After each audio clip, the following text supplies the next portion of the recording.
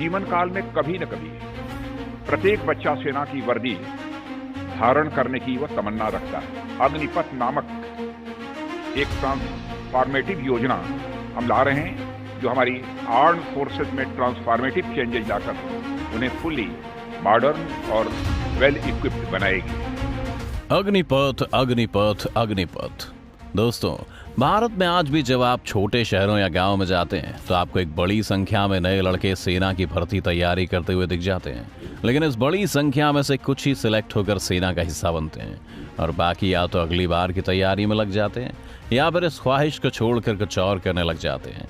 लेकिन अब शायद ऐसा नहीं होगा, क्योंकि भारत सरकार की नई स्कीम अग्निपथ के तहत नए अग्निवीरों की खोज शुरू हो गई है, जिसमें नए लड़के जो सेना का हिस्सा बनना चाहते हैं वो 4 साल के लिए आर्मी ज्वाइन कर सकेंगे। लेकिन अब सवाल ये है कि आखिर ये कैसे होगा, वो कौन लोग होंगे जिन्हें मौका दिया जाएगा, और सबसे जरूरी सवाल कि 4 साल बाद इन अग्निवीरों का क्या होगा। क्या इन्हें सरकारी नौकरी मिलेगी या फिर ये सभी बेरोजगार हो जाएंगे? आइए आपको सब डिटेल में बताते हैं। दोस्तों, बता दें कि इस अग्निपथ योजना को टूर ऑफ ड्यूटी भी कहा जा रहा है। अग्निपथ दरअसल भारत सरकार का वो रास्ता है जिस पर चलकर वो देश की सिक्योरिटी के लिए तीनों सेनाओं को मजबूत करना चाह रही है। इस योजना के तहत सेना में युवाओं की भर्ती 4 साल के लिए होगी। और ये बात तो अब तक शायद आपको पता चली गई होगी कि स्कीम से सेना में शामिल होने वाले जवानों को अग्निवीर के नाम से जाना जाएगा।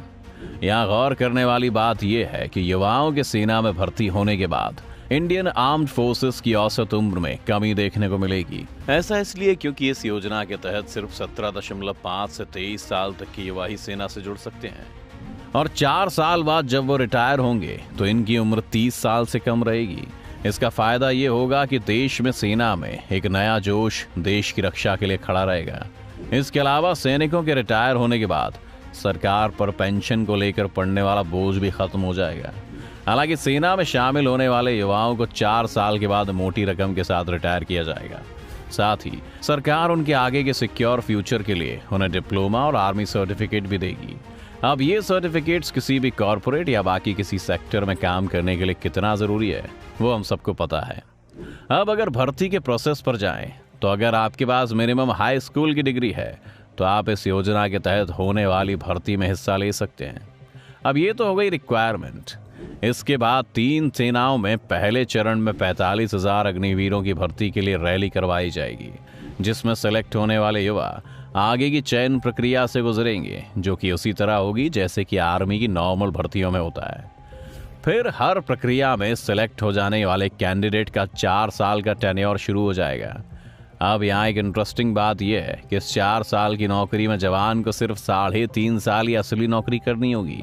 बाकी के 6 महीने में ट्रेनिंग का पूरा प्रोसेस होगा, जिसमें सरकार अपने खर्चे पर कैंडिडेट को इस लायक बनाती है कि वो देश और उसकी सिक्योरिटी के लिए किसी भी तरह के सिचुएशन में सीना तान के खड़ा रहे। 6 महीने की इस ट्रेनिंग के बाद बाकी के 3.5 सालों के लिए जवान अपनी अलग ही रैंकिंग यानी कि अग्निवीर के नाम के साथ अलग अलग रेजिमेंट का हिस्सा बन जाएंगे। यहाँ इस स्कीम की एक और इंटरेस्टिंग बात आपको बताएं कि इस योजना के तहत सरकार ने अंग्रेजों के बनाए आर्मी रूल जो अभी तक फॉलो किए जा रहे थे उसमें भी बड़ा बदलाव किया है। बदलाव ये है कि अग्निवीर भारत के किसी भी रेजिमेंट का हिस्सा बन सकते हैं बिना इस बात की चिंता किए कि उनका बैकग्राउंड उस रेजिमेंट के बैकग्राउंड से मैच होगा या नहीं, जिसे हम जातिगत व्यवस्था कहते रहे हैं। बता दें कि इस योजना के तहत भर्ती होने वाले युवाओं को कश्मीर और देश के अलग अलग हिस्सों में तैनात किया जाएगा। अब भर्ती तो हो गई, अब आइए जानते हैं इस नौकरी में कितनी सैलरी होगी और रिटायरमेंट के बाद होगा क्या। अग्निपथ योजना के तहत शुरुआती सैलरी 30,000 रुपये होगी, जिसे हर साल बढ़ाया जाएगा। सर्विस के 4थे साल में इसे बढ़ाकर 40,000 रुपये कर दिया जाएगा। पीएफ के तौर पर सरकार सैलरी का 30% हिस्सा सेविंग के रूप में रख लेगी। साथ ही इसमें सरकार खुद भी इतने ही पैसे ऐड करेगी, जिससे 4 साल बाद जब कोई सैनिक रिटायर होगा तो उसको 10 लाख से 12 लाख रुपए तक दिए जाएंगे। और इस मिलने वाले रुपए में एक फ़ायदा ये भी होगा कि ये पैसा टैक्स फ्री होगा। इसके अलावा सरकार की तरफ से आम सैनिकों की तरह इन अग्निवीरों के लिए भी इंश्योरेंस और शहीद होने पर मुआवजे की राशि भी मिलेगी। लेकिन यहाँ पर एक नेगेटिव पॉइंट यही है कि उनको बाकी के सैनिकों की तरह पेंशन और कैंटीन और मेडिकल सुविधाएं नहीं मिल पाएंगी। इसके साथ ही इस पूरी योजना में जो एक सवाल सबसे इम्पोर्टेंट है वो ये है कि आखिर 4 साल बाद इन जवानों का क्या होगा। तो सबसे पहले सरकार की बात करें तो उनकी तरफ से एक बात तो साफ है कि भर्ती होने वाले 25% अग्निवीरों को सेना में परमानेंट किया जाएगा, यानी कि वो आगे भी सेना में अपनी सर्विसेज दे पाएंगे। साथ ही जो भी 10वीं पास करके अग्निवीर बनेगा उसे रिटायर होने के साथ ही 12th के बराबर की डिग्री दी जाएगी, जिससे वो आगे की पढ़ाई अगर करना चाहता है तो कर सकता है। और अगर ये जवान 4 साल बाद कोई बिजनेस शुरू करना चाहते हैं तो इन्हें सरकार अपने पास से शुरुआती फंड प्रोवाइड करेगी। सरकार ने यह भी कहा है कि अग्निवीर रिटायरमेंट के बाद सीआरपीएफ या पुलिस की भर्ती देखता है तो उसे ऐसी नौकरियों में प्राथमिकता दी जाएगी। लेकिन इन्हीं मुद्दों पर सबसे ज्यादा विरोध जताया जा रहा है, क्योंकि पहले सरकार ने स्कीम में अधिकतम उम्र 21 साल तय की थी, लेकिन पिछले 2 सालों से आर्मी की कोई भर्ती नहीं निकलने की वजह से हजारों ऐसे जवान भी हैं जो ओवर एज हो गए हैं। ऐसे में जैसे ही विरोध बढ़ा, सरकार को जवानों की दिक्कत समझ आई तो अधिकतम उम्र सीमा को बढ़ाकर 21 साल से 23 साल कर दिया गया। लेकिन अभी तैयारी करने वाले स्टूडेंट्स की प्रॉब्लम पूरी तरह से सॉल्व नहीं हो पाई है। वहीं कुछ विरोध करने वालों का ये भी मानना है कि नौकरी के बाद वो पूरी तरह बेकार हो जाएंगे, क्योंकि एक तो इसमें शामिल होने वाले रिटायर होने तक युवाओं की उम्र लगभग 27 साल हो जाएगी, जिसके बाद कोई नई नौकरी मिल पाना मुश्किल हो जाएगा। और भारत में बेरोजगारी का क्या हाल है ये तो आप जानते ही हैं। इसके अलावा जवानों को स्कीम में ये भी डर सता रहा है कि प्राथमिकता में किसको चुना जाएगा। जाहिर सी बात है कि बड़े पैमाने पर रिटायर हुए अग्निवीरों की केंद्रीय बलों और फिर पुलिस में खपत करने से दूसरे नौजवान जो पुलिस और सीआरपीएफ की तैयारी में लगे हुए हैं उनकी भर्ती पर भी असर पड़ेगा। इस तरह एक ऐसा चक्र तैयार होगा जिसमें हर हाल में नौकरियों की कमी से जूझते हुए लोग होंगे।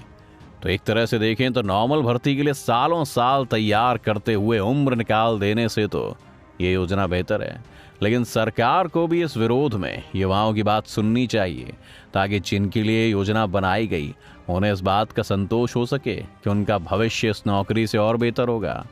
खैर आगे क्या होता है और क्या 3 महीने बाद इसकी भर्ती कहे मुताबिक शुरू हो पाती है, ये देखने वाली बात है। आपको क्या लगता है, क्या ये अग्निपथ स्कीम सच में युवाओं और सेना का भला कर सकती है? आप अपनी राय में कमेंट में बता सकते हैं। अगर आज की वीडियो आपको पसंद आई हो तो इसे लाइक करने के साथ साथ अपने दोस्तों और रिश्तेदारों के साथ शेयर ज़रूर कर दें। अगर आप ये वीडियो यूट्यूब पर देख रहे हैं तो चैनल को सब्सक्राइब करके बेल आइकन दबा दें, और अगर फेसबुक पर आप ये वीडियो देख रहे हैं तो फेसबुक पेज को जल्दी से लाइक करें। फिलहाल के लिए इतना ही, अभी के लिए दीजिए हमें इजाज़त। आपसे मुलाकात होगी अगली वीडियो में। शुक्रिया।